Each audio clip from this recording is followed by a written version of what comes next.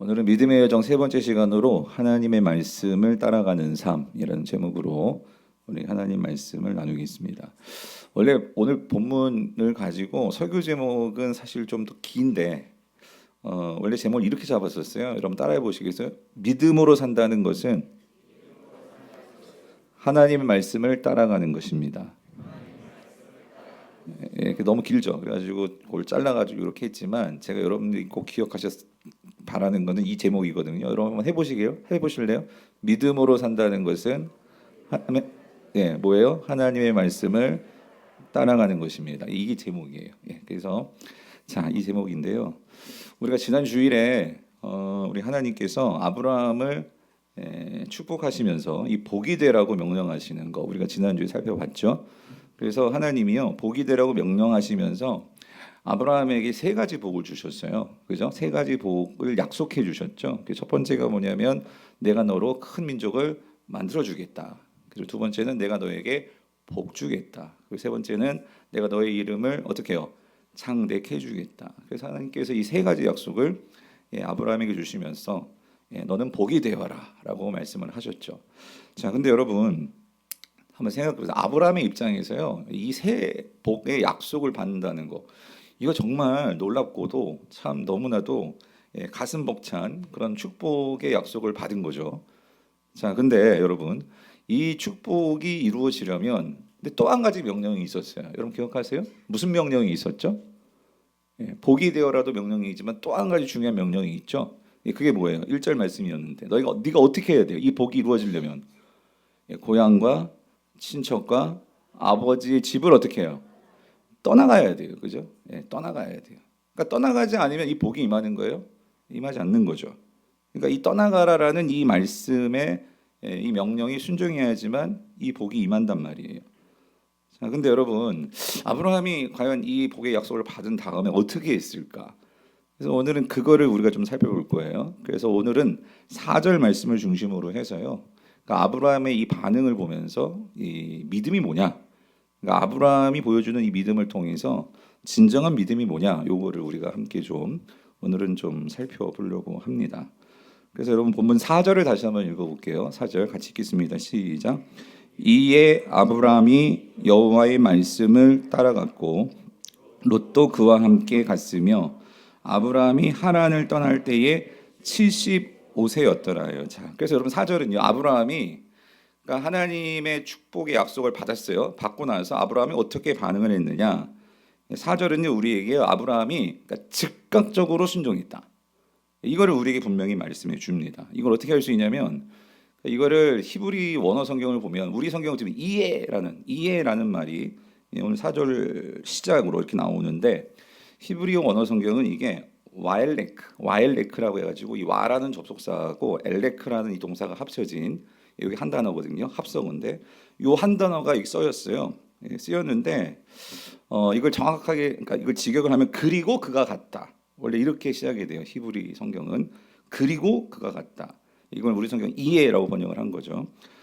근데 이게 그 뭐 문법적으로 여러분이 다 알 필요는 없지만 근데 중요한 의미가 있어 설명을 드리는데요. 이게 접속사 와하고 그래서 동사 엘레크가 합쳤는데 이런 이렇게 와 어떤 동사 앞에 와라는 접속사가 붙은 것을 이거를 히브리어 문법에서는 와우 개송용법 이렇게 말을 하거든요. 근데 이 와우 개송용법이 뭐냐면 이런 거예요. 앞에 있는 어떤 사건과 지금 이 본문의 이 말씀이 서로 시간적으로나 논리적으로나 치치되지 않고 이것이 바로 연결되는 거. 그럴 때 사용하는 게 와우 개송용법이거든요.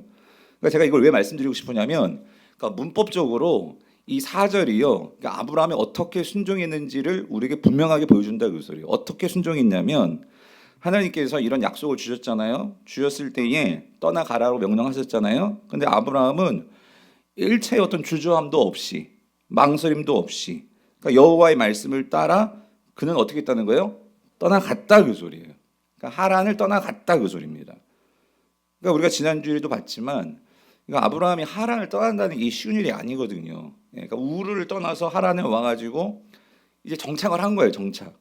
정착을 했는데 안주를 했는데 그런데 이 아브라함이 그곳을 떠난다? 이게 쉬운 결정이 아닐 거예요. 아닌 거예요. 근데 여기 또 한 가지 우리가 주목해야 되는 것은 성경은 여기서 한 가지 그렇게 떠나는데 근데 그때 떠날 때에 아브라함의 나이가 몇 세냐? 몇 세래요? 성도님들, 이걸 왜 여기다가 이렇게 붙여 놓았을까요? 75세에 떠났다라고 하는 것을 여기서 왜 굳이 말씀하는 걸까요? 여러분 성경에는요 그냥 의미 없이 붙여 쓴 말씀이 없습니다. 여기서 75세라는 것을 강조하고 있는 거예요. 그럼 왜 그러냐면 여러분 75세는요 그러니까 이런 거예요.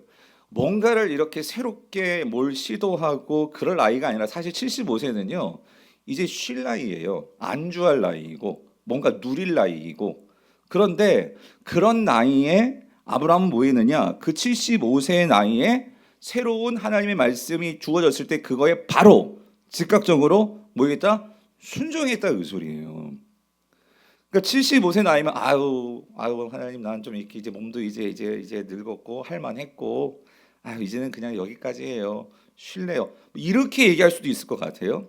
그런데 그 나이에 상관없이 어떤 현실적인 어려움을 가지고 미루는 것이 아니라 아브라함은 현실적으로도 나이적으로 봐도 지금은 뭔가 새롭게 할 수 있는 그런 여건이 아니에요. 그런데도 말씀이 떨어지니까 어떻게 했다고요? 즉각적으로 뭐 했다? 순종했다 그 소리. 순종했다. 어떻게 그렇게 순종할 수 있었을까? 그거를 신약 성경에는요 분명하게 이 단어로 답을 줍니다. 우리 히브리서 11장 8절을 같이 읽어볼게요. 시작. 믿음으로 아브라함은 부르심을 받을 때에 순종하여 장래의 유업으로 받을 땅에 나아갈새 갈 바를 알지 못하고 나아갔으며. 그러니까 아브라함이 순종했는데 어디로 갈지도 몰라. 그런데도 나아간 것은 무엇 때문에? 무엇이 있어서? 믿음으로. 믿음으로 순종했다 그 소리예요. 그러니까 아브라함의 믿음은 그러니까 이게 순종할 만한 여건이 있고 그러니까 순종할 만한 상황이 되어서 목사님 제가 지금은 아니고 조금 뭔가 형편이 나아지고 좀 뭔가 이렇게 해결이 되고 그러니까 우리가 그런 반응들 많잖아요. 물론 그럴 수 있어요. 근데 자 하나님께서 지금 떠나라 그랬거든요. 그랬을 때에 이 아브라함은요 어찌됐든 그 말씀을 받았을 때에 어떻게 하였다? 즉각적으로 그걸 뭐예요? 믿음으로 받아서 순종했다. 그러니까 순종할 수 없는 상황이어도 사실은 그러니까 아브라함은 나를 부르시니 나에게 이 말씀을 주시니가 누구예요? 하나님이신 거예요. 그러니까 그 하나님을 신뢰함으로 그 하나님의 권위를 믿음으로 그래서 아브라함은 그걸 믿고 발을 내딛었다. 성경은요 이걸 믿음이라고 하더라고요. 이걸. 그러니까 성경이 말씀하시는 바른 믿음, 진정한 믿음이 뭐냐? 그래서 여러분 이겁니다. 믿음은요. 아브라함이 만약에요 내 삶의 중심을 나에게 뒀으면은요, 이거 떠날 수 없어요. 나이가 75세고 이제 살 만큼 살았고 내가 지금 이제 여기까지 이렇게 안주하는 것도 이게 쉬운 일이 아니었거든요. 그러니까 나의 삶의 중심을 나의 주권을 내가 가지고 있었다면 이거 쉽게 여러분 그러니까 나중에 우리가 출애굽기 보지만 모세는요. 이 삶의 주권이 주님께서 너 모세야 너 출애굽 내가 시킬 거니까 이스라엘 백성들 너 애굽으로 가 그랬는데도요 이 모세는 애굽에 가기까지 계속 뭐예요 나 못해요 하나님 나 안 돼요 나 말도 못하고 나 어째 나이도 많고 나 안 돼요 그게 모세였잖아요. 그런데 모세는 왜 그렇게 근데 결국 가죠. 그러니까 이 삶의 주권을 그러니까 삶의 중심축이 이게 옮겨지는데 모세는 좀 시간이 걸렸어. 근데 이 아브라함의 중요한 차이점이 뭐냐? 그는 삶의 중심축이 나한테 있지 않고 누구에게 있어요? 하나님께 있는 거예요. 그러니까 하나님께 두고 거기에 맞추는 거예요. 나에게 맞추는 것이 아니라 누구에게 맞춰? 하나님께 맞추는 거예요. 그러니까 어떻게 순종해? 즉각적으로 그가 가더라 그 소리죠. 그래서 여러분 믿음은요. 나의 삶의 중심축을 누구에게 두는 걸까요? 하나님께 두는 거예요. 그래서 하나님께 두고 그 하나님의 말씀을 따라가는 게 뭐예요? 그게 믿음이다. 그래서 여러분 여기서요 우리가 믿음을 좀 바르게 이해해야 되는데 그러니까 기독교 안에서 중요한 단어 중에 하나가 믿음입니다. 그죠? 기독교는 믿음을 강조하죠. 근데 또 오늘날 기독교 안에서 가장 많이 오해되고 있는 단어 중에 하나도 믿음인 것 같아요. 이게 무슨 말이냐면 여러분 그러니까 성경이 말하는 이 믿음이 아니라요 우리는요 흔히들 그러니까 자기의 신념, 자기의 어떤 이 열심 안에서의 어떤 그런 믿음을 생각하는 경우가 종종 있는데 가령 대표적인 게 이런 거예요. 잘못된 믿음이 미신과 맹신과 광신입니다. 우리가 제자훈련 할 때 항상 배우는데 PPT 좀 보여주실래요? 미신이 뭐냐면 미신은 이거예요. 없는 거를 뭐예요? 믿는 거예요. 예, 없는 걸 믿는 거예요. 맹신은 뭐예요? 무조건 믿는 거예요. 예. 그럼 광신은 뭐예요? 자기 멋대로 믿는 거예요. 여러분 이거 다 믿는 거예요. 믿으니까 미신도 믿는 거고 맹신도 믿는 거고 광신도 믿는 거예요. 근데 이거는요 잘못된 믿음인 거예요. 근데 이 잘못된 믿음의 공통점이 뭔지 아세요? 여기에요. 잘 보세요. 삶의 중심축이 어디 있냐면 누구에게 있어요? 나에게 있어요. 예. 그러니까 뭐냐면 하나님께서 말씀하시는 것을 믿어야 되는데 그게 아니라 뭘 믿냐면 이겁니다. 내가 믿는 거예요. 내가 믿고 싶은 걸 믿는 거고 내 방식대로 믿는 거고 그리고 내가 바라는 거를 믿는 거예요. 여러분 그건 자기 신념이죠. 이건 믿음이 아니죠. 성경이 말씀하시는 믿음은 뭐냐면요. 이거는요. 절대적으로 진리의 근거에서 믿는 거예요. 하나님의 말씀의 근거에서 믿는 거예요. 다시 말하면 하나님이 말씀하신 그 진리의 말씀 안에서 하나님이 하신 것을 믿는 거고요. 하나님이 하실 것을 믿는 거예요. 즉 다시 말하면 그 말씀을 통해서요. 하나님이 누군지를 알아서 그 하나님의 성품을 알고 그 하나님을 신뢰하는 것. 그래서 하나님을 신뢰할 수 있기 때문에 내 행동을 하나님께 맞추는 거예요. 그게 믿음이다 그 소리입니다. 그런데 간혹 성도님들을 가끔 보면은요. 그러니까 이게 믿음이 말씀에 근거한 믿음이 아니라 그러니까 나의 신념으로 내가 갖고 싶고 내가 이루고 싶고 그래서 강하게 내가 믿는 거 혹은 그거를 좋은 믿음으로 생각하시는 분들이 있더라는 거예요. 예전에 청소년 사역을 할 때 간혹 부모님들 중에 자녀 상담을 하면은요. 이런 부모님들이 계셨어요. 어떤 어머님이었는데 자식이 대학에 떨어졌어요. 근데 이 부분이 그걸 너무나 가슴 아파하는데 그 이유를 물어봤더니 이거예요. 목사님 제가 우리 딸을 위해서 내가 열심히 기도를 하지 못했어요. 좀 새벽 기도에 가가지고 주님께 이 딸을 위해서 기도하고 해야 되는데 내가 믿음이 약해서 내가 그래서 내가 정말 이 아이를 위해서 기도하지 못했는데 그 대학에 떨어진 것 같아요. 여러분 이 어머님 믿음이 있는 거예요, 없는 거예요? 예? 그러니까 간혹 여러분 보세요. 그러니까 우리가 하나님께도 그러니까 마음과 정성을 다하는 거. 성경에 너가 마음을 다하고 뜻을 다하고 힘을 다하여 여호와를 사랑하라라는 말씀이 분명히 있습니다. 그런데 마음을 다하고 뜻을 다하고 힘을 다하는데 근데 우리가 간혹 이렇게 생각해요. 그러니까 하나님께 뭔가 우리가 지극정성으로 뭔가 우리의 어떤 그런 이런 열심을 보여야지만 하나님께서 나의 어떤 바라는 거, 나의 소망을 들어주신다. 이거를 믿음이라고 생각하시는 분들이 간혹 있는 것 같아요. 근데 여러분 잘 생각해 보세요. 여러분 마치 이게 세상 사람들도 내가 어떤 사업을 시작했어요. 그럼 이게 잘 돼야 되잖아요. 간절하잖아요. 그러니까 뭐 지내요? 고사 지낸다고. 돼지머리 갖다 놓고 여러분 정말 지극정성으로 고사를 지내고 그리고 여러분 애가 만약에 진짜 뭐 취직을 해요. 시험을 봐요. 대학 수능을 볼 때마다 미어 터지는 게 여러분 저기 절에 도선사도 그렇고요. 그래가지고 지극정성을 다해서 뭐 천배를 하고 비나이다를 하고 그리고 정한수 떼어놓고 정말 옛날에요. 달님 앞에서 비나이비다 하면서 정말 이게 뭐죠? 그러니까 지성이면 감천이라고 그죠? 하늘도 감동할 것이라고 그런 마음으로 그러니까 그런 심정이 분명히 있어요. 간절함이 있죠. 자녀들을 위한. 자, 근데 여러분 성도들도 혹시 그렇게 하나님께 뭔가 지극정성으로 나의 어떤 열심을 보이면서 그래서 우리가 간혹 예전에 이런 농담도 했죠. 어디 기도원 가가지고 뭐 기도응답 받으려면 소나무 한 그루 뽑아야 돼. 그런 것처럼 여러분 그런다고 하나님께서 우리의 기도를 들어주시고 하시나요? 그러니까 여러분 우리가 정말 잘 이해해야 돼요. 기도하시는 분들 강청기도와 이게 강청기도 하나님께 간구하래요. 근데 이 강청기도와 이게 어떤 나의 지극정성을 통해서 뭔가 나의 열심으로 하나님을 뭔가 돌이키려고 하는 거. 더 노골적으로만 하면 뭔가 나의 기도와 열심을 통해서 나의 믿음을 통해서 하나님을 조종하려는 거. 내 뜻대로. 여러분 이게 믿음입니까? 여러분 성경은요. 그거를 믿음이라고 말씀하지 않는다는 거예요. 특별히 하나님께서는요. 그러니까 우리의 어떤 지극정성을 통해서 하나님의 마음을 바꾸려고 우리가 한다면 여러분 그렇게 하나님이 조종당하시는 분이실까요? 하나님은요, 우리의 속마음까지 정말 꿰뚫어 보시는 하나님인데, 여러분, 하나님께서 그렇게 쉽게 조종당하실까요? 우리가 하나님을 너무 쉽게 보는 것 같아요. 많은 사람들이요, 여러분, 우리 자신, 여러분들도 누군가에게 이렇게 조종당하는 거 그렇게 좋아하지 않습니다.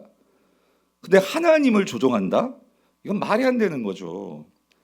그런데 우리는요, 이 믿음을 마치 내가 뭔가 열심으로, 나의 강한 믿음으로, 이건 강한 신념이죠. 내가 그런 강한 신념이 어떤 하나님 앞에서 뭔가를 이뤄내고 복을 받는다? 여러분, 이건 아주 잘못된 믿음에 대한 이해죠. 그래서 간혹 우리가 이렇게 말해요. 믿음이 없어서요. 믿음이 부족해서요. 그거는요, 어떨 때 우리가 믿음이 없어서요, 부족해서요, 이걸 마치 혼동에 쓰는데 뭐 이런 표현인 거예요. 그러니까 결국은요, 그러니까 내 의지가 부족하고 내 결심이 부족한 것을 믿음이 부족하다고 우리는 그렇게 표현들을 하는데 이건 잘못된 표현이에요. 믿음은 아까 말씀드렸죠. 내가 믿고 싶은 걸 믿는 것도 아니고 내가 바라는 것들을 믿는 것도 아니고, 믿음은 뭐예요? 하나님이 우리에게 말씀하신, 하나님이 하신 것과 하실 일들을, 그것을 우리가 뭐 하는 거예요? 받아들이는 거예요.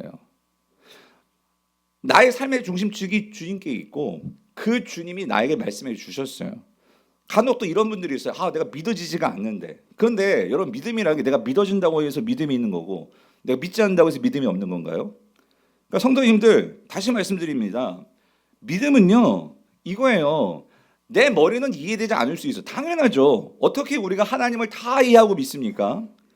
우리가 가지고 있는 잘못된 믿음에 대한 오해가 뭐냐면요, 내가 그 뭔가를 이해해야지만 믿는 거, 여러분, 그 믿음이 아니에요. 왜냐하면 하나님의 일을 우리가 어떻게 다 이해를 하냐고요. 그렇게 믿음을 갖는 게 아니고, 믿음은요, 하나님에 대한 신뢰를 가지고 하나님이 하신 일들을 내가 뭐 하는 거예요? 하신 일들을 그냥 받아들이는 거예요. 여러분, 그게 믿음입니다. 오늘 아브라함의 입장에서 생각해 보세요. 여러분, 아브라함이 하나님께서 약속하셨잖아요. 내가 너를 큰 민족 만들어줄게. 지난주에 말씀드렸죠. 아니, 지금 사라가 임신을 못해요. 아니, 아들 하나만 있었으면 좋겠어. 어떻게 큰 민족이 됩니까? 이걸 어떻게 우리의 그 머리로 이해할 수 있습니까? 아니, 하나님께서 내게 복을 주신대요. 아니, 지금 여기 하란에 정착하는 것도 이렇게 힘들었는데, 아니, 어디 가서 무슨 장사하고 어디 살지도 알려주시지도 않는데, 아니, 어떻게 내가 복을 받아요? 내가 어떻게 물질적인 축복을 누려요? 아니, 어디 가서 사람들이 내 이름을 알아주겠냐고요. 여러분, 이게 이해가 돼요? 그런데 아브라함은요, 그 말씀을 어떻게 한 거예요? 약속을 받아들인 거예요. 아브라함이 그걸 다 이해하고 받았을까요? 어떻게 받아들이는 거예요? 말씀드렸잖아요. 우르에 있을 때는 하나님 나타나셨어요.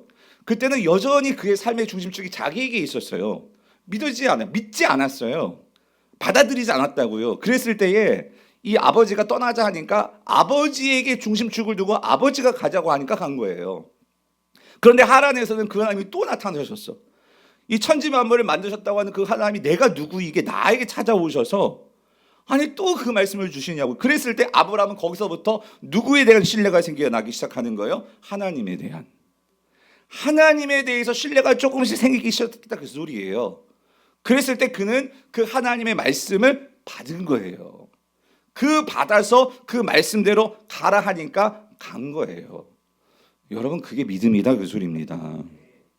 그래서 여러분, 오늘 보면 다시 4절을 잘 보세요. 여기 4절에서요, 자, 중요하게 보셔야 돼요. 뭐냐면, 자, 잘 보세요. 이에 아브라함이 여호와의 말씀을 따라갔고 라고 말을 하죠. 근데 여기 아주 흥미로운 점이 있어요. 여러분, 뭐가 흥미롭냐면, 여기 보세요. 창세기의 저자는요, 자, 여러분, 이렇습니다. 이에 아브라함이 여호와를 따라갔다라고 표현했어요. 여러분, 우리는 신앙생활을 할 때 누구를 따라가야 돼요? 하나님을 따라가야 돼요. 예수님을 따라가는 거예요. 맞죠? 근데 창세기 저자는 여기 이 대목에서요, 여호와를 따라갔다라고 표현하지 않고 뭘 따라갔대요? 여호와의 말씀을 따라갔다라고 표현하고 있는 거예요. 여러분, 여호와를 따라가는 거하고 여호와의 말씀을 따라가는 거기 다른가요? 다른 거예요? 사실 같은 거예요. 근데 여기서 창세기 저자는 그걸 구분하고 있더라고요. 뭘 구분하냐면 여호와를 따라가는 거하고 여호와의 말씀을 따라가는 거, 이거를 구분해서 지금 창세기 저자는 말을 하고 있다는 거예요. 그러면 여러분, 그 차이를 아시겠어요? 여호와를 따라가는 거하고 여호와의 말씀을 따라가는 거하고 여기 어떤 차이가 있을까요? 그냥 사실 이런 거예요. 여러분, 하나님이 눈에 보여요, 안 보여요? 안 보여요. 근데 우리는 간혹 이런 표현을 씁니다. 여호와의 임재가 나에게 임했어. 하나님이 나와 함께 하셔. 하나님이 나를 인도하셔. 여러분 구체적으로 여러분 어떻게 하나님이 여러분을 인도하십니까? 여러분이 어떻게 하나님의 임재를 하나님이 나에게 임하셨어. 이거를 뭐로 경험하십니까? 바로 그 지점이에요. 지금 창세기 저자는요, 구체적으로 우리 삶 속에서 아브라함이 어떻게 하나님의 인도함을 받나, 어떻게 아브라함이 하나님과 함께함을 그가 정말로 경험했나, 그건 뭘 통해서예요? 말씀을 통해서다, 그 소리예요. 그에게 임한 말씀을 통해서 오늘 아브라함은 하나님의 임재를 경험하고 말씀이 그에게 주어졌잖아요. 축복의 약속의 말씀이 주어졌잖아요. 아브라함에게만 주신 거잖아요. 아버지 데라에게 이런 말씀 안 주셨어요. 아브라함에게만 축복의 약속 세 가지를 주셨어요. 그 나에게 주신 그 약속이 오늘 그 아브라함을 붙을 때에 아브라함도 그 말씀대로 그 말씀이 있었기에 하나님을 신뢰함으로 힘들고 어려울 때마다 그 말씀을 생각하면서 그리고 그 말씀이 어떤 의미일지를 그가 생각하고 묵상하고 그러면서 그는 한 발 한 발 한 발 하나님께서 보여줄 땅이 있다고 하니 하나님께서 뭐라고 말씀하셨어요? 내가 너로 큰 민족을 만들어 줄게. 이 말은 다른 말로 말하면은요, 큰 민족이 있으려면 뭐가 있어야 돼? 땅이 있어야죠. 땅을 주셔야지만 민족이 있을 수가 있죠. 그리고 여러분 그 큰 민족이 되려면 큰 민족은 그냥 뭐 손만 빨고 살아요? 뭐 먹을 게 있어야 되고 그러려면 뭐가 있어요? 돈이 있어야 될 거 아니에요. 그러니까 하나님께서 뭔가 물질적인 축복을 주셔야 되지 않겠어요? 뿐만 아니라 하나님께서요, 이렇게 많은 사람들이 정말 이 사람들을 정말 이렇게 돌보고 이 사람들을 위해서 헌신하고 이 사람들을 살면 그 많은 사람들이 누구의 이름을 기억해 주겠어요? 아브라함의 이름을 기억해 주지 않겠어요? 그러니까 그러한 하나님의 말씀을 따라갔다는 것은 그냥 집을 떠났다, 하나님을 떠났다 그런 의미가 아니고 아브라함은요, 그에게 임한 말씀이 있으니까 그 말씀을 가지고 계속해서 그는 하나님의 말씀의 음성을 계속 들으면서 그는 계속해서 삶을 살아갔다 그 소리입니다. 아멘이십니까? 이게 무슨 말이냐면 여러분 마찬가지 오늘 저와 여러분들에게도 아브라함의 시대에는 이렇게 성경책이 없었어요. 그러면 오늘 저와 여러분들에게는 어떻게 하나님께서 여러분들에게 말씀을 주실까요? 뭘 통해서 말씀을 주실까요? 요한아, 넌 이 길로 가야 돼. 하나님께서 꿈에 나타나가지고 이렇게 신령한 말씀으로 음성을 들려주시면서 우리 인도해 주실까요? 오늘 저와 여러분들에게 하나님이 이미 기록된 말씀을 주셨습니다. 이 기록된 말씀을 통해서 하나님은 오늘도 우리에게 뭘 하신다는 거예요? 말씀을 하신다는 그 소리예요. 오늘 우리가 하나님의 말씀을 인도함을 한다는 것은요, 여러분 박유한 목사에게는 하나님이 저에게 주신 말씀이 있기 때문에 그 말씀을 가지고 하나님을 따라가는 거예요. 오늘 저와 여러분들에게도 마찬가지. 여러분들에게도 하나님께서는요, 뭘 통해서 이 기록된 말씀을 통해서 여러분의 이름, 그러니까 아브라함이 여호와의 말씀을 따라갔다 그랬는데 거기 여러분 각자 이름을 넣어 보세요. 여러분의 이름, 하나님께서 여러분 각자에게 주시는 말씀이 있어서 그 말씀을 가지고 살아간다 그 소리입니다. 그게 여호와의 말씀을 따라갔다 그 소리예요. 왜? 하나님은 구체적으로 말씀을 통해서 오늘날에도 말씀하시고 인도하시니까. 저는요, 오늘날 한국교회 많은 분들이 위기 그러는데 여러분 오늘날 한국교회 믿음의 위기는 뭔지 아십니까? 저는 그렇게 생각해요. 뭐냐면 오늘 성도들에게요, 말씀은 있어요. 어떤 말씀? 기록된 말씀도 있고 유튜브만 틀면은요, 얼마나 유명한 목사님들의 말씀이 많은지 몰라요. 근데 문제는 뭐냐면 하나님께로부터 내가 직접 받은 말씀은 없어요. 하나님께서 여러분 각자에게 주시는 말씀을 들어야 되는데 우리가 그 말씀이 없어요. 그럼 여러분 왜 말씀이 없을까요? 말씀이 없는 것은요, 내가 하나님의 음성을 듣지 못했기 때문이에요. 그럼 왜 듣지 못할까요? 그것은요, 더 노골적으로 직접적으로 말씀드리면 내가 들으려 하지 않아요. 내가 직접적으로 하나님께서 나에게 주시는 말씀으로 내가 들어야 되는데 바쁘다는 핑계로 혹은요, 그냥 우리가 매주 와서 오늘 여러분 이 설교도 저를 통해서 하나님께서 제가 이 말씀을 같이 읽고 같이 이 자리에 생각하면서 제가 왜 말씀을 전하는 거예요? 저는 이 말씀 많이 묵상했고 은혜를 받았어요. 그런데 오늘 이 시간 박유한 목사가 어떻게 설교하나, 이 본문 가지고 어떻게 말씀 풀어낼까? 그게 아니라요, 여러분 각자에게 오늘 나에게 주신 말씀이 뭐냐, 이거를 들으려고 우리가 여기 모인 거지. 아니 그럼 저보다 훨씬 더 훌륭한 목사님들이 지금도 유튜브를 설교하고 계세요. 그거 보시면 되지 집에서. 오늘 굳이 우리가 시간을 내서 이 자리에 앉아 있는 것은 내가 시간을 정하고 마음을 들여서 이곳에 앉아 있는 것은 하나님께서 아브라함에게 하나님이 나타나셔서 너에게 이런 복을 줄 거야. 이건 너를 위한 거야. 말씀하시는 것처럼 여러분 각자에게 지금 나에게 무슨 말씀을 주실까? 오늘 이번 한 주간 아니 나 인생에서 나의 인생을 바꿔놓아줄 그런 약속의 말씀은 무엇일까? 이거를 들어야죠. 사랑하는 성도님들 75세의 나이 뭔가 새로 시작한다는 거 여러분 이게 얼마나 이게 어려운 일 75세 은퇴하는 나이잖아요. 근데 아브라함이 그 은퇴 나이에 뭔가 새로 시작할 수 있는 것은 아브라함 그에게만 주신 하나님 말씀이 있단 말이에요. 하나님 만약에 여러분 각자에게 주신 말씀이 있다고 생각해 보세요. 그럼 여러분 그 말씀 그냥 어디다가 묻어두고 그냥 그렇게 사시겠어요? 그 말씀을 가지고 내가 부르짖고 그 말씀을 가지고 어떻게 이게 행해야 될지 여러분 더 하나님께 간구하고 그렇게 나아가지 않으시겠습니까? 저는 인생을 지금까지 살아오면서요 참 내가 어떨 때 가장 행복할까라고 생각해 봤는데 하나님께서 그거 보신 것 같아요. 저를 목사로 삼으신 것은 제가 가장 행복할 때가 뭐냐면 그러니까 말씀을 읽고 묵상하면서요 이 하나님의 뜻을 깨달아서 그게 나에게 주시는 말씀인 것처럼 아니 나에게 주시는 말씀이었어요. 그렇게 말씀하시는 것을 들을 때마다 너무 기쁜 거예요. 그러니까 하나님께서 제게 평생 지금까지 뭐 신령하게 막 꿈에 막 나타나셔가지고 요한아 너는 이렇게 그런 적 한 번도 없으셨어요. 근데 제가 어떻게 하나님의 음성을 들었느냐 하나님은 제게 이렇게 말씀하시더라고요. 말씀을 읽고 그 말씀을 통해서 제 마음에 감동을 주셔서 나는 이렇게 생각했었는데 하나님은요 그게 아닌 하나님의 어떤 방향으로 나를 이끌어 가시는 그런 음성을 들었어요. 그러니까 제가 저의 인생에서도요 그랬던 것 같아요. 저에게도 하란이 있었거든요. 그러니까 사랑의 교회에서 결혼하고 정말 모든 게 너무나 좋았어요.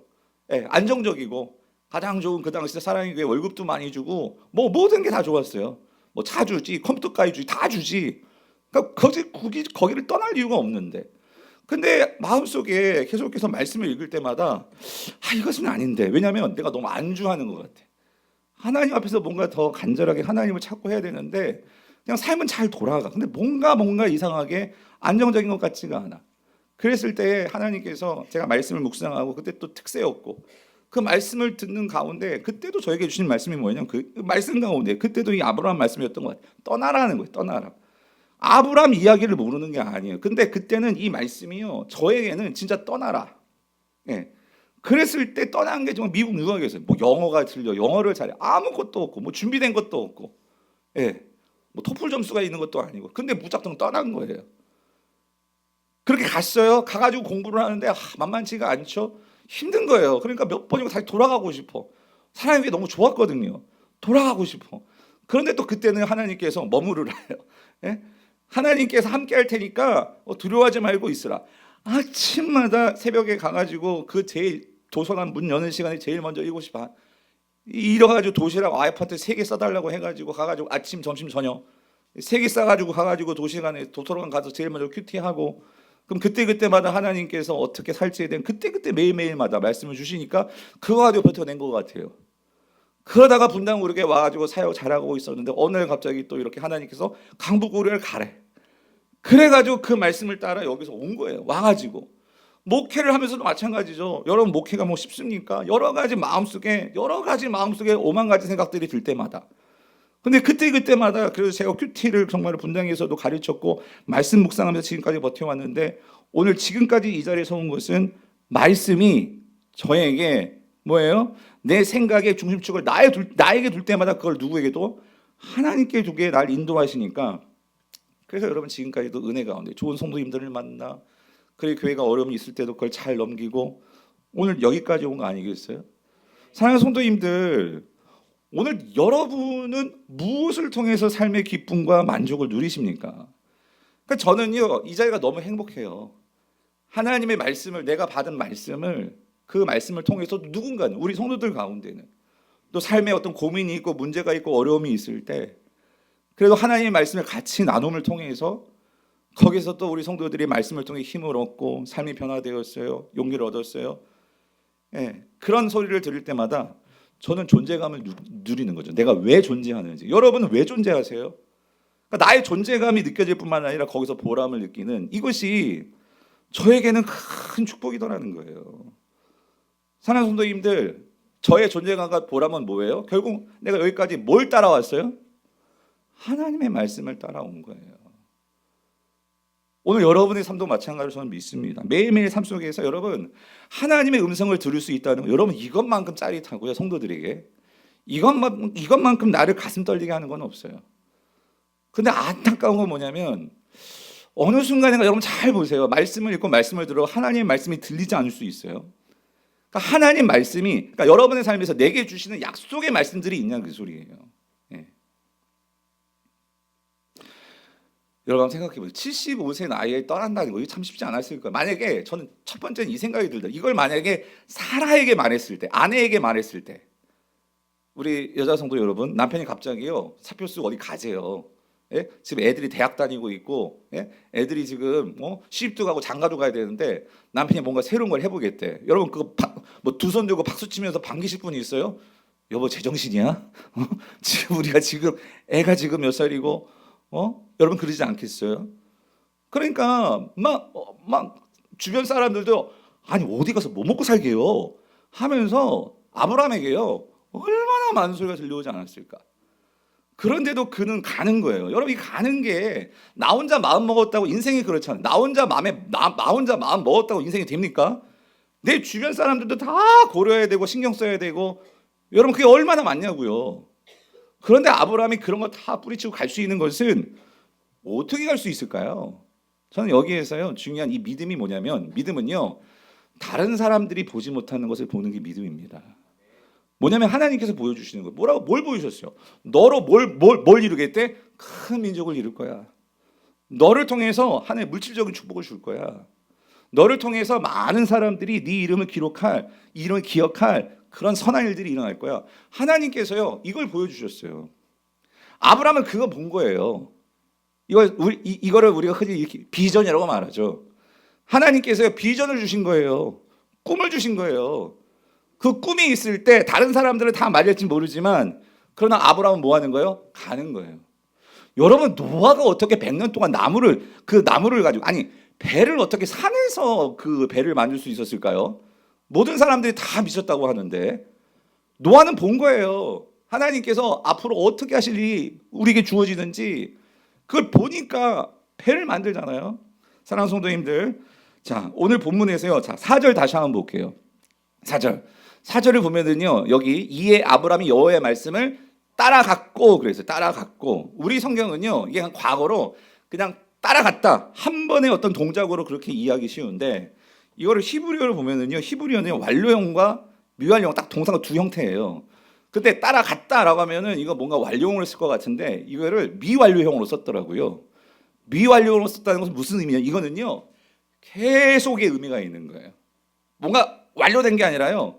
아브라함은요 계속해서 그 순간 뭐예요? 하나님의 말씀을 따라가는 거예요. 그렇게 따라가려면 여러분 뭐가 있었을까요?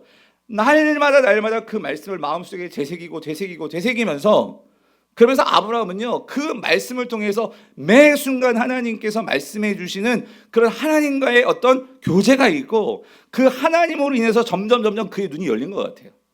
하나님이 보여주신 것을 보는 사람으로 바뀌어가는 게 아브라함의 이야기입니다. 그래서 여러분 사도 바울이 이걸 얘기하더라고요. 고린도후서 5장 7절을 보니까 이렇게 얘기를 해요. 같이 읽어볼게요. 시작. 이는 우리가 믿음으로 행하고 보는 것으로 행하지 아니함이니라. 이게 무슨 말이에요? 여러분 세상 사람들은 우리도요 이 세상에서 육체로 살아가면서 이 세상을 살아갈 때 눈이 보여야 돼요. 그래서 여기가 여기인지 저기가 저기인지 우리가 보는 것으로 우리는 행해요. 근데 사도 바울이 말하는 거예요. 너희들이 성도라면 너희들은 또 하나 눈이 열려야 된대요. 뭐냐면 성도는요 보이는 것으로 이 세상에서 다 사는 자들이 아니라 뭐예요? 뭐로 볼 수 있어야 돼? 믿음으로 볼 수 있어야 된다 그 소리. 믿음으로.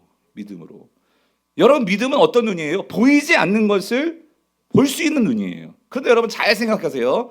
그럼 무조건 보이지 않는 것을 어떻게 봅니까? 그게 아니고 정확히 말하면 하나님께서 아브라함에게 뭘 주셨어요? 말씀을 주셨어요.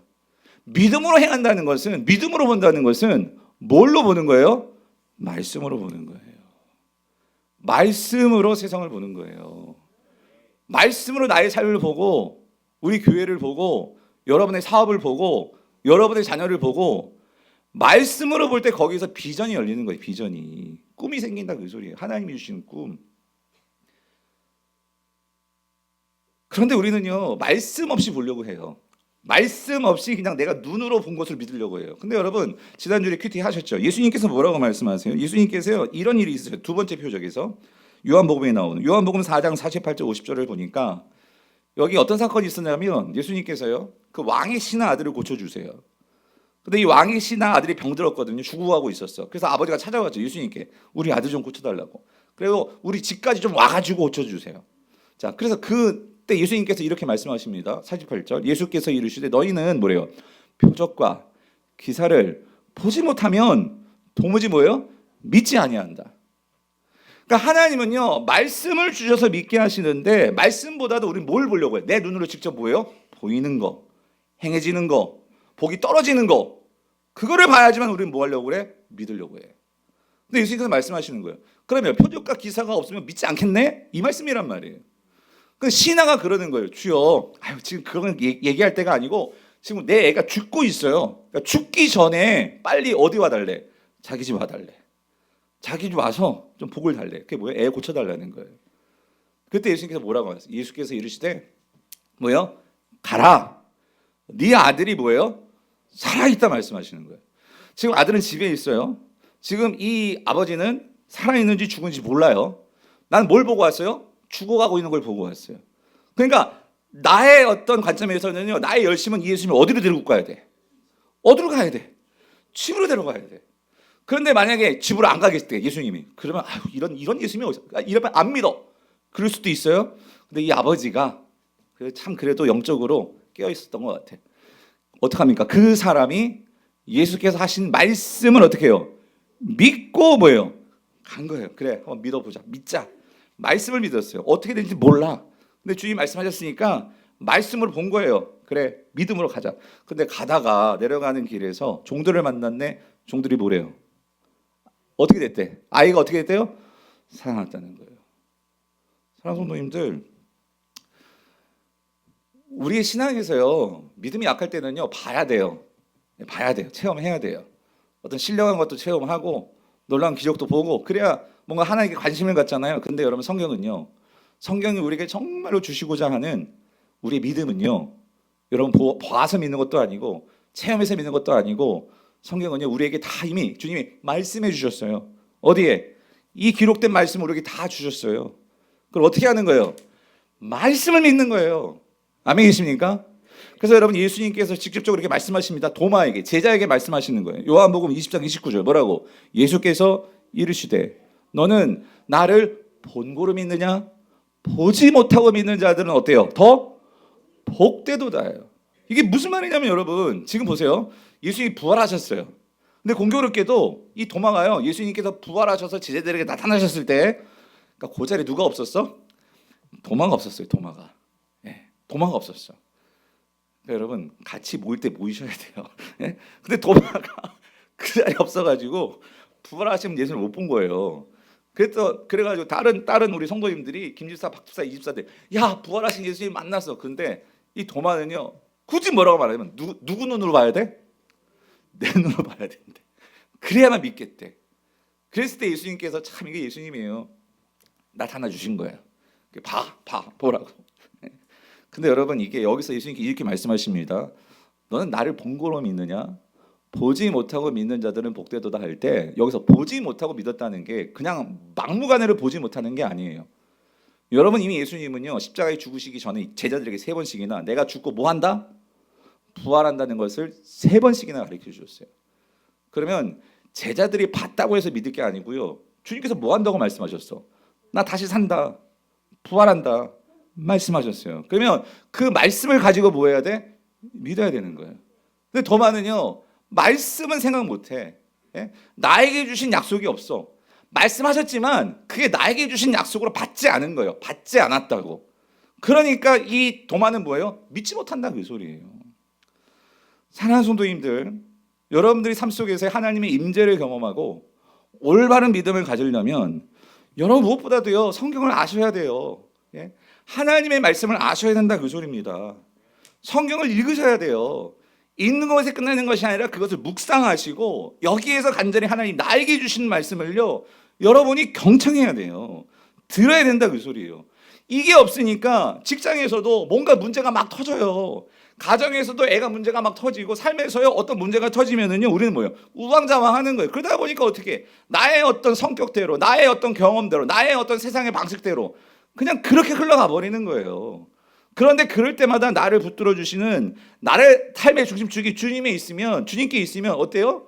오늘도 내가 직장에서 실수할 뻔했는데, 내가 정말 가정에서 이 입이 거친 말이 나가고 실수할 뻔했는데 그 말씀이 나를 꽉 붙들어주고 나의 삶을 주님께 맞추니까 다시 나의 삶이 뭐가 이루어지는 거예요? 평형이 이루어지는 거예요. 예? 평안이 임한다 그 소리죠. 나의 삶에 안정이 이루어진다 그 소리죠. 사랑하는 성도님들, 참 우리 한국 사람들은 복이 있어요. 뭐냐면 새해를 2번 맞잖아요. 그래서 우리가 한 달을 사셨어요. 여러분들이 새해 시작하면서 많이 새로운 결심하셨죠. 예? 성령 통독하리라. 예? 말씀 큐티 하리라. 예? 기도 꼭 뭐 1시간씩 하리라. 예? 잘 지키고 계세요? 어때요? 예. 그래서 우리가 이번 주에 다시 시작할 수 있잖아요. 그죠? 예. 다시 세면 돼요. 그래서 여러분들이 어떻게든지 성경을 잘 알게 하기 위해서, 물론 직장 다니시는 분들은 죄송하지만 지금 수요일마다 리딩 지저스를 하고 있는 거고, 그리고 이제 3월 달부터 큐티 할 거예요. 순모임에서. 여러분 우리 홈페이지에 큐티 강의 다 거기 담겨 있어요. 큐티 모르시는 분들은 그 시간 내서 한번 영상을 잘 보시면서 큐티를 또 배워보시고, 그리고 내가 더 말씀을 더 깊이 한번 내가 정말로 좀 하나님의 음성을 듣는 법을 제대로 배우겠습니다. 다음 주일에 제자훈련 광고 나갈 거예요. 제자훈련도 신청하시고. 그래서 여러분들이, 그러니까 중요한 거 이거라니까요. 말씀을 가지고 다니고 읽는 것만 아니라 여러분의 이름을 두고 하나님께서 말씀하시는 그 약속을 받으셔야 된다 그 소리예요. 아멘이십니까? 그래서 그 말씀을 가지고 여러분이 살아가는 거예요. 그럴 때 하나님이 나를요 안 보이던 땅이 보이게 하시고, 그리고 하나님께서 여러분을 인도해 가시더라 그 소리. 이게 우리가 앞으로 그걸 볼 거지만 그렇게 인도해 가신다 그 소리예요. 한 가지만 이야기해드리고 설교를 마칠게요. 여러분도 예전에 한번 이런 기사 보셨을 거예요. 2021년에 제주도에서 있었던 일인데, 거기에요 어떤 분이 중고로 김치냉장고를 사셨어. 근데 김치냉장고를 샀는데 거기 그 김치냉장고 바닥에서 돈이 얼마가 나왔냐면 1억 1천만 원이 나온 거예요. 1억 1천만 원이. 예, 그래가지고 이분이요 사실 그 돈 꿀꺽 했어도 돼 몰랐을 거야. 그런데 이분이 그래도 참 모르겠어요. 양심 있으신 분이니까 그걸 신고를 한 거예요, 경찰에. 그래서 경찰이 조사에 들어갔어. 알고 봤더니 이 돈의 출처가 어디냐면 그 서울에 있었던 한 그 할머니예요. 노인분. 그분이 그 김치냉장고에 평생 안 먹고 안 쓰고 그 돈을 꼬박꼬박 모아가지고 자식도 모르게 그냥 그 김치냉장고 바닥에다가 이렇게 묻혀놓으면서 돈을 모아놓은 거예요. 그게 1억 1천만 원이에요. 1억 1천만 원. 근데 이 할머니가 돌아가신 거야. 돌아가셔가지고 이 할머니는 돈 하나도 못 쓰고 자식들도 그런 돈이 있었는지도 몰랐어. 그러니까 자식들이 이제 유품 정리하다가 그 김치냉장고를 중고 냉장고로 팔았네. 근데 그게 어디까지 갔어? 제주도까지 간 거예요. 거기에서 돈이 나온 거예요. 그 사건 신문에 났었는데 여러분 제가 그걸 보면서요 이런 생각이 들어요. 오늘 딱 그때 스크램에 났던 게 딱 다시 내가 끄집어내면서요 무슨 생각이 들었냐면 얼마나 안타깝습니까? 아니 그 1억 1천만 원으로 애들 용돈도 주고 손주들 이렇게 돈도 주고 하면 얼마나 좋았어. 그렇잖아요. 그 쓰지. 그거를 안 먹고 안 쓰고 얼마나 그거 참 예? 마음은 참 글쎄요. 나중에 다 모아가지고 주려고 했는지도 모르겠지만, 근데 그거 못 쓰고 그렇게 죽으신 거야. 아무도 모르잖아요. 근데 저는 여기에서 오늘 설교 준비하면서 무슨 생각이 들었냐면, 야 이게 어쩌면 오늘 우리 영적으로 보면 우리의 모습일 수도 있겠다. 무슨 말이냐면 하나님께서요 그 풍성한 약속의 말씀을요 여기 안에 다 붙여놔 주셨어. 오늘 여러분에게 주셨어. 그러면 우리가 그거를 끄집어 가지고 그거를 써야 되는데, 우리는 그 고이 문 닫아놓고 성경책 문 닫아놓고, 예? 이거 어떻게 하시려고? 이걸 그냥 그대로 살아가시는 거예요. 내가 힘들고 어려울 때마다 말씀 펴놓고 이 말씀을 나에게 주신 약속의 말씀으로 받고 믿음으로 그때마다 인출해서 꺼내 써야 되는데, 그냥 그대로 놔두고 그냥 천국 가셔가지고, 여러분 그 있었는지도 모르고 그런 말씀이 있었어요? 가끔 신방 가면 그런 말씀을, 목사님 이런 말씀도 있었어요? 예, 그럴 수 있어요. 저도 다 못 기억해요. 그런데 우리가요 꼭 마치 이 김치냉장고 할머니처럼 우리가 그렇게 하나님의 복을, 약속의 복이 이미 다 기록되어서 말씀이 되어 있는데 이거를 나의 말씀으로 꺼내쓰지도 못하고 그렇게 인생이 끝나버리는 그런 인생으로 끝나지 않기를 정말로 축원합니다. 사랑하는 성도님들, 믿음은요, 다시 말씀드려요, 하나님께서 우리에게 말씀하신 말을, 그리고 말씀하신 것을 내 삶으로 받아들이는 게 믿음입니다. 그럴 때 하나님께서 저와 여러분의 삶 속에 큰 축복과 은혜로 함께 하실 것을 믿습니다. 오늘 이 말씀 생각합니다.